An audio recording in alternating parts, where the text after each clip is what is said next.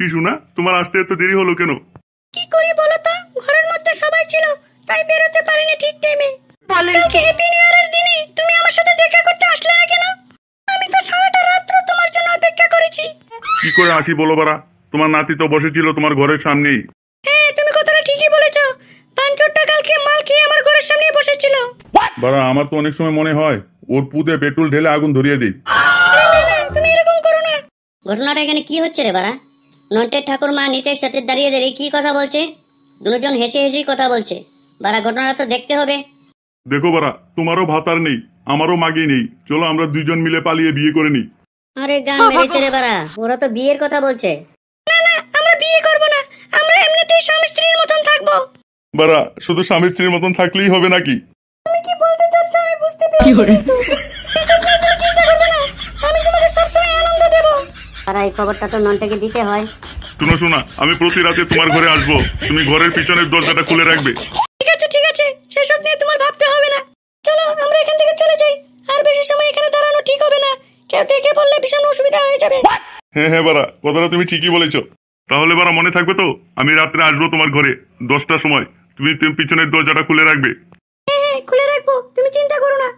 একটা কথা বলবো শোনা? হ্যাঁ, বলো কি কথা? তোমার ফিগারটা বাড়া একদম সানি লিওনের মতন দেখতে। কি বলছো তুমি? আমার এই ফিগারটা অনেক কষ্ট করে মেইনটেইন করে রেখেছি তোমার জন্য। চলি বাড়া তাহলে আমি। হ্যাঁ, ঠিক আছে।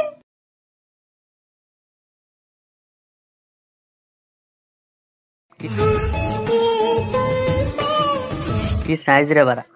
পল্টুদা জানো, এই ভিডিওগুলি দেখলে না আমার ঝুমাবতির কথা ভীষণ মনে পড়ে। তোরা ঝুমাবতি করলে মুখে একদম বাড়া গুজে দেবো। চুপচাপ বসে বসে টিভি দেখ, কথা কম বলবি। ঠিক আছে পল্টুদা, ঠিক আছে।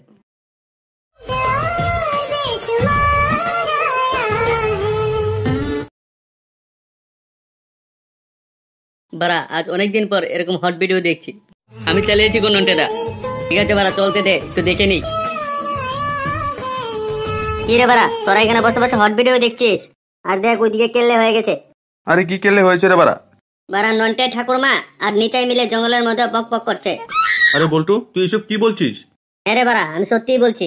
পাঞ্চত, তুই আমার ঠাকুরমার নামে একদম উল্টাপাল্টা কথা বলবি না। তারা আমি কি এমনি এমনি বলছি নাকি? আমি যা দেখেছি তাই বলছি। বাড়া, আমার ঠাকুরমা এরকম না, তুই আমার ঠাকুরমার নামে মিথ্যে কথা বলছিস। বাড়া, তোর ঠাকুমার নামে মিথ্যা কথা বলে আমার কি লাভ হবে? তো তোকে বলছি তুই চুপ করে থাক, না হয় তোকে মেরে এখানে তোর হাড্ডি ভেঙে দেবো। কি ছেলে, তুই আমার হাড্ডি ভাঙবি? দেখি কে কার হাড্ডি ভাঙে।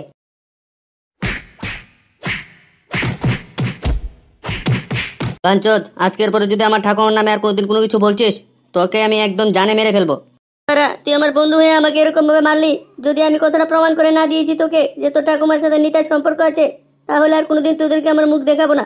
ঠিক আছে বাড়া, আমিও কথা দিচ্ছি, যদি তুই প্রমাণ করতে পারিস যে আমার ঠাকুরমার সাথে নিতার সম্পর্ক আছে, আমি ওদেরকে নিজের হাতে শাস্তি দেবো। আচ্ছা শোন নন্টে, যা হওয়ার হয়ে গেছে, নিজেদের মধ্যে এরকম করাটা ঠিক নয়।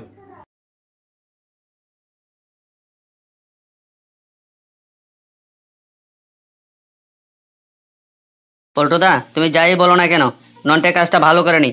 বল্টুকে মারাটা ঠিক হয়নি নন্টের। আচ্ছা বল্টু, আমাদেরকে বলতো পুরো ঘটনাটা কি হয়েছিল। হ্যাঁ, শুন তাহলে।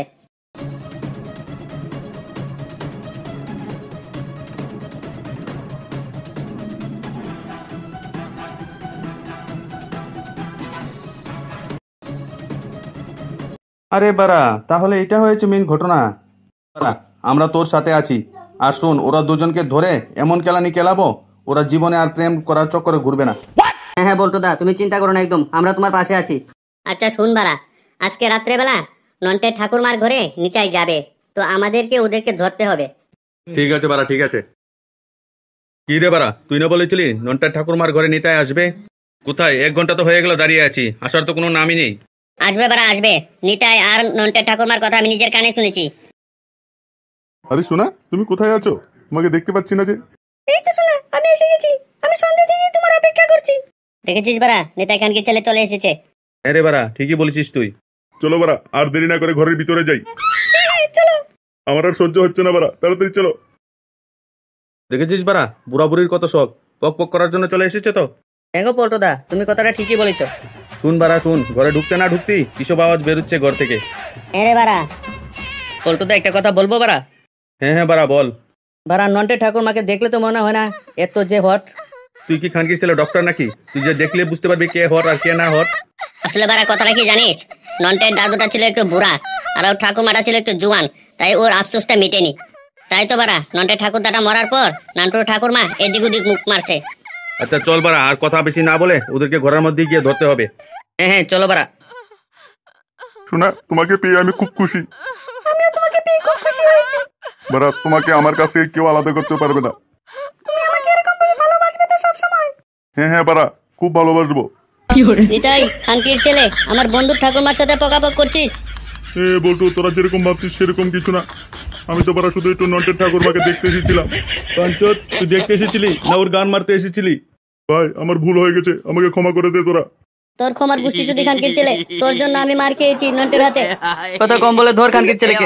হ্যাঁ বারা ধর। তোরা ছেড়ে দিয়ে আমার ভাতারটাকে, তোরা ওকে এরকম ভাবে